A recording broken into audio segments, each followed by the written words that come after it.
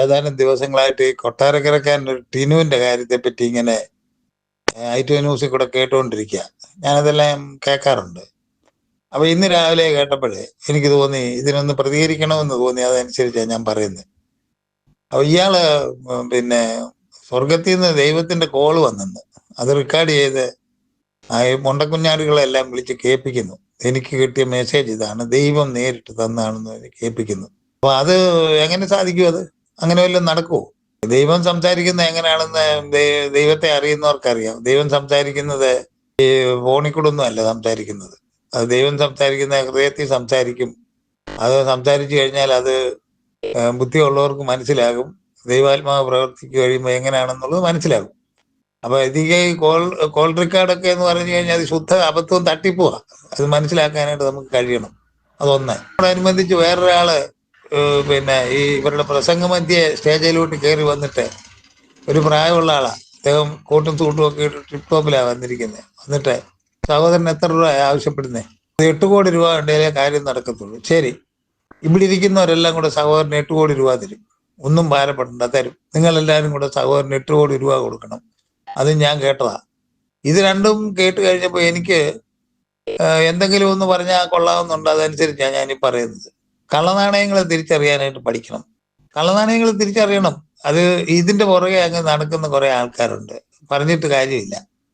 ഈ ഓരോ വിഷയങ്ങൾ, ഓരോ ഭാരം മനുഷ്യർക്ക് അണ്ടം കീറി വിഷമിച്ചിരിക്കുന്നവന്റെ എല്ലാം മനസ്സിലാക്കിക്കൊണ്ട് അവന്റെ വീടുകളിൽ ചെന്നിട്ട് അത് ചെയ്യാം, ഞാൻ ഇത് ചെയ്യാം, അങ്ങനെ ചെയ്യാം, ഇങ്ങനെ ചെയ്യാം എന്നെല്ലാം പറഞ്ഞ് അവരെ പേപ്പിടി കയറ്റി വിളിച്ചോണ്ട് വരുന്ന ഒരു കള്ള സന്യാസി പറഞ്ഞു, നിന്റെ ഇരിക്കുന്ന പഴഞ്ചോറ് ഇരിക്കാൻ നേരെ നിനക്ക് ഞാൻ വിശക്കാതിരിക്കാൻ മന്ത്രം പറഞ്ഞു തരാമെന്ന്.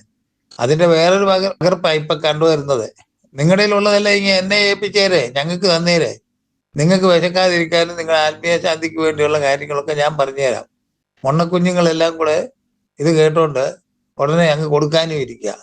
നിങ്ങൾ കൊടുത്തു, നിങ്ങളുടെ കാശ് നിങ്ങൾ കൊടുത്തു. പക്ഷെ കൊടുക്കുമ്പോൾ ഒരു കാര്യം നിങ്ങൾ ഓർത്തോണം, പാത്രം അറിഞ്ഞു വേണം ഭിക്ഷ ഇടാന്, അല്ലെ നിങ്ങളുടെ കയ്യിലിരിക്കുന്നൂടെ പോവും. അത് പ്രത്യേകം ഓർത്തോണം. ഇങ്ങനെ ഉപജീവനം കഴിയുന്ന ചില ആൾക്കാരുണ്ട്. ഞാനിപ്പോ ഈ ടിനു എന്ന് പറഞ്ഞ ആളിനെ സംബന്ധിച്ച് ഞാൻ കേട്ടോണ്ടിരുന്നപ്പോ എനിക്ക് മനസ്സിലായി ഇത് ശുദ്ധ തട്ടിപ്പാണെന്ന് മനസ്സിലായി. ശുദ്ധ തട്ടിപ്പ്. അത് ഈ കേൾക്കുന്നവർക്കൊക്കെ അത് മനസ്സിലാകും. ഈ തള്ളെ തല്ലിയാലും 2 പക്ഷം ഉണ്ടെന്ന് പറഞ്ഞ പോലെ അവനുമായിട്ട് നിൽക്കുന്ന ചില ആൾക്കാരുണ്ട്.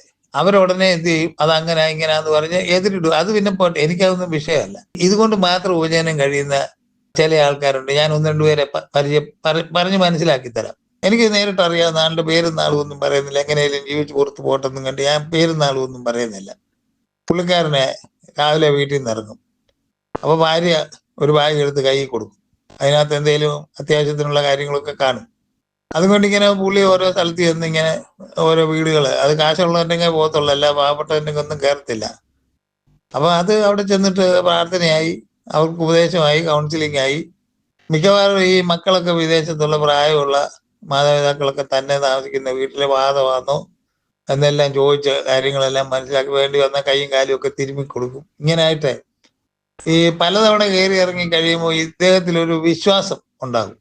ഇയാളിൽ ഒരു വിശ്വാസം ജനിപ്പിച്ചു കഴിഞ്ഞിട്ട് പറയുകയോ എന്ത് നല്ല മനുഷ്യനാ, ഇന്നേലും തിരക്കി വന്നല്ലോ, ഇന്നാളി വന്നല്ലോ എന്ന് പ്രാർത്ഥിച്ചേച്ച് പോയി കഴിഞ്ഞാൽ എന്റെ സമാധാനം ഇവിടെ ഉണ്ട് എന്നെല്ലാം പറഞ്ഞ് ഈ ചെല്ലുന്ന സമയത്തൊക്കെ പോക്കറ്റ് മണി കിട്ടും. അതെല്ലാം മേടിച്ച് കീശയിലാക്കി പോവുകയും ചെയ്യും. എനിക്ക് കിട്ടിയ ഒരു അറിവ്, പുള്ളി ഒരിടത്ത് ചെന്ന് ഒരാളുടെ ഒരു വീട് പണി നടന്നുകൊണ്ടിരിക്കുക, ഒന്നും ആയിട്ടില്ലെന്ന് പറഞ്ഞ് ഇതുപോലുള്ള ഒരാളുടെ വീട്ടിൽ ചെന്നിട്ട് 1,20,000 രൂപ കൈവായ്പ വാങ്ങിച്ചു.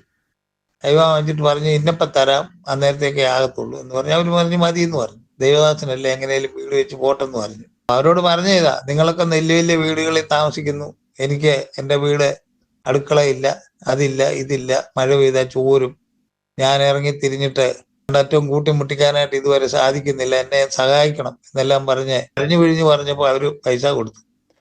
പറഞ്ഞ സമയത്തെങ്കിലും പൈസ തിരിച്ചു കിട്ടാതെ വന്നപ്പോ ഇങ്ങേരെ ഈ പണം കൊടുത്ത ആള് ചോദിച്ചു, അന്ന് വാങ്ങിച്ച പൈസ എനിക്ക് കിട്ടിയില്ലല്ലോ, അത് കിട്ടിയിട്ട് വേണം, ഞങ്ങൾക്കൊരു അത്യാവശ്യമുണ്ട്. അപ്പം ഈ പിള്ളേരൊന്നും അറിയാതെ പ്രായമുള്ള തന്തയും തള്ളയും ഉള്ള വീടുകളിലേ ചെല്ലത്തുള്ളൂ, അല്ലാതെ ഈ മക്കളും കുടുംബമായിട്ട് കൂടും കുടുക്കെ ഉള്ളിടത്തൊന്നും കയറി ചെല്ലത്തില്ല. പിള്ളേരൊന്നും അറിയാതെ തന്നതാ.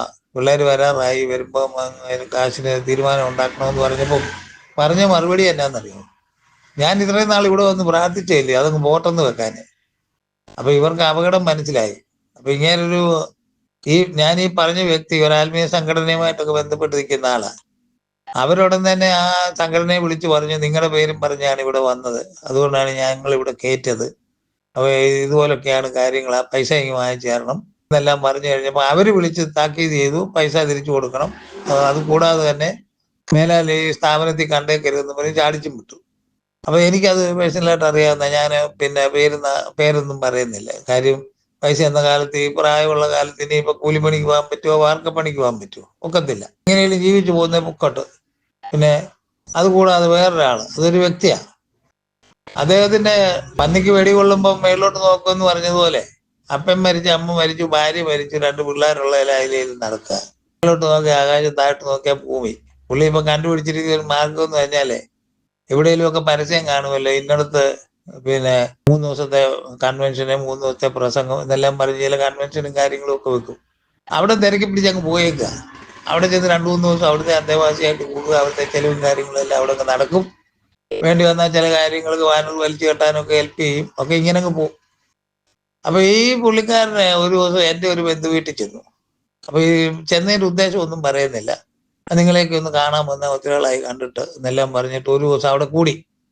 അവിടെ കൂടിയിട്ട് എനിക്കൊരു മീറ്റിംഗ് ഉണ്ടെന്ന് പറഞ്ഞ് ബാഗും എല്ലാം അവിടെ വെച്ചേച്ച് മീറ്റിംഗ് സ്ഥലത്ത് പോയി തിരിച്ചു വന്ന് ബാഗും എല്ലാം എടുത്ത് അന്ന് അവിടെ താമസിക്കാൻ തുടങ്ങിയപ്പോൾ അവർ പറഞ്ഞു, അത് ഇവിടെ വേറെ സ്ഥലമൊന്നുമില്ല, ഇന്നലെ ഒരു ദിവസം വന്ന മോന ഉള്ളത് തിണ്ണയ്ക്കാ കിടന്ന് എന്നെല്ലാം പറഞ്ഞ് അവർ നിരുത്സാഹപ്പെടുത്തി അവിടെ നിന്ന് പറഞ്ഞു വിട്ടു.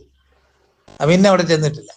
കാര്യം അവർക്ക് മനസ്സിലായി ഇതൊരു കളിപ്പീരാണെന്ന് മനസ്സിലായി കഴിഞ്ഞപ്പോഴത്തേന് അവർ പിന്നെ നിരുത്സാഹപ്പെടുത്തി പുള്ളി അങ്ങ് പോവുകയും ചെയ്തു. അവിടുന്ന് എന്റെ നമ്പർ മേടിച്ചോണ്ടാ പോയി. എന്റെ നമ്പർ മേടിച്ചിട്ട് ഒരു ദിവസം എന്നെ വിളിച്ചിട്ട് പറഞ്ഞു, അപ്പൊ ഈ നാട്ടിലെ എവിടെയോ 2 ദിവസത്തെ ഒരു മീറ്റിംഗ് ഉണ്ട്, സ്പിരിച്വൽ കൺവെൻഷനോ കണ്ടുണ്ട്. അപ്പൊ അത് മനസ്സിലാക്കിക്കൊണ്ട് എന്റെ നമ്പർ എടുത്ത് വെച്ച് വിളിച്ചിട്ട് പറഞ്ഞു, എനിക്കവിടെ വരെ വന്ന് അമ്മയൊക്കെ ഒന്ന് കാണണം, ഇത്ര നാളായി കണ്ടിട്ട്, എവിടാ താമസിക്കുന്നതെന്ന് ചോദിച്ചു. അപ്പൊ എനിക്ക് ഈ അപകടം അറിയാവുന്നതുകൊണ്ട് ഞാൻ പറഞ്ഞു, അമ്മയ്ക്ക് ഇയാളെ കാണണമെന്ന് വലിയ താല്പര്യമൊന്നുമില്ല, തന്നെയല്ല ഇപ്പൊ ഇവിടെ ഇയാൾ ഇങ്ങോട്ട് വന്നിട്ട് ഇവിടെ വലിയ കാര്യം സാധിക്കാനും ഇല്ല. അപ്പൊ അതുകൊണ്ട് ഇവിടെ വരണ്ടപ്പോ ഞാൻ അറിയിക്കാം, അന്നേരം വന്നാൽ മതി, തൽക്കാലം ബുദ്ധിമുട്ടുണ്ടാന്ന് പറഞ്ഞ് ഞാൻ അന്ന് ഒഴിവാക്കി. അല്ലെങ്കിലേ ഇത് എല്ലാ മാസവും അല്ലെ 3 മാസം കൂടുമ്പോൾ എനിക്കിത് ബാധ്യതയായിട്ട് വരും. ആദ്യം തന്നെ ഞാൻ എന്റെ മണ്ട തുള്ളി അങ്ങ് വിട്ടു.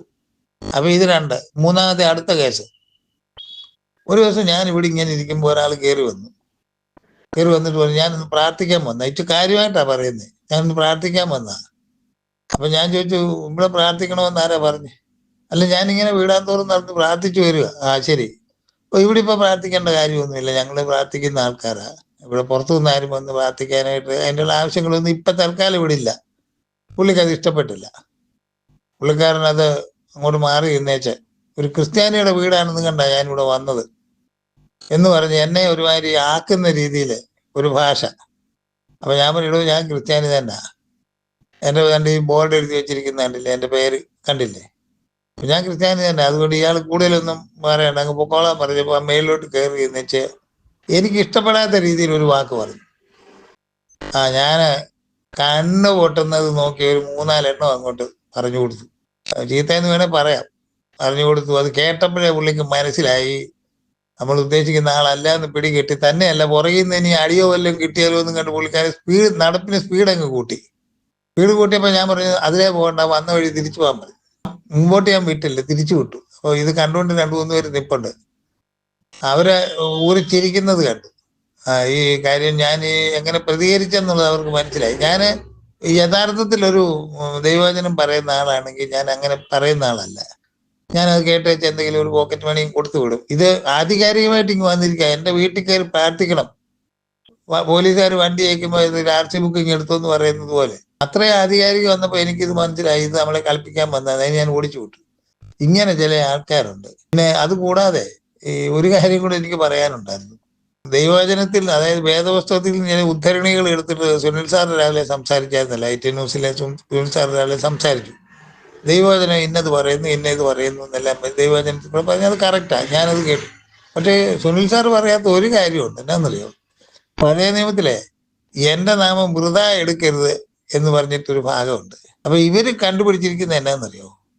എന്റെ നാമം വൃഥ എടുക്കരുത് എന്ന് പറയുന്നത്, ദൈവവചനം ആരെങ്കിലും പറഞ്ഞാൽ അതിന് കാശ് വാങ്ങിച്ചോണമെന്നാ.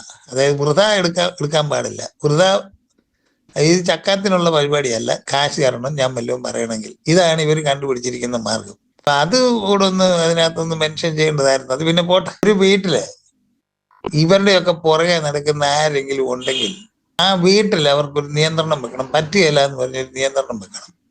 അങ്ങനെ വന്നു കഴിഞ്ഞാൽ ഇതിന് കുറച്ചൊക്കെ ഒരു ശമനം വരും. ഇത് അവൻ പ്രാർത്ഥനയ്ക്ക് പോയില്ലേ, അവൻ അവിടെ പോയില്ലേ, ഇവിടെ പോയി, ആരുടെ കൂടെ ആയി പോകുന്നതെന്നൊക്കെ ശ്രദ്ധിക്കണം. ഈ കുളം തോണ്ടുന്നവരുടെ കൂടെ ഒക്കെ ആണെന്നോ പോകുന്നതെന്ന് ശ്രദ്ധിക്കണം. ഒരു വീട്ടിൽ നിന്ന് ഒരാള് പോയി കഴിയുമ്പോൾ ആ വീട് മുഴുവൻ പിന്നെ അങ്ങ് നശിക്കുക, അതുപോലെ അങ്ങ് ആകുക. അത് നമ്മൾ തിരിച്ചറിയണം. തന്നെയല്ല ഇതിനെ നിരുത്സാഹപ്പെടുത്തണം. ഇതിങ്ങനെ പോയാൽ ഇതിന്റെ അവസാനം എന്താണെന്നുള്ളത് നമ്മൾ ചിന്തിക്കണം. നമ്മൾ ചില കാര്യങ്ങൾ പഠിച്ചിട്ടുണ്ട്, നമ്മളെ പഠിപ്പിച്ചിട്ടുണ്ട്, അതനുസരിച്ച് പോകുന്നതായിരിക്കും നല്ലത്.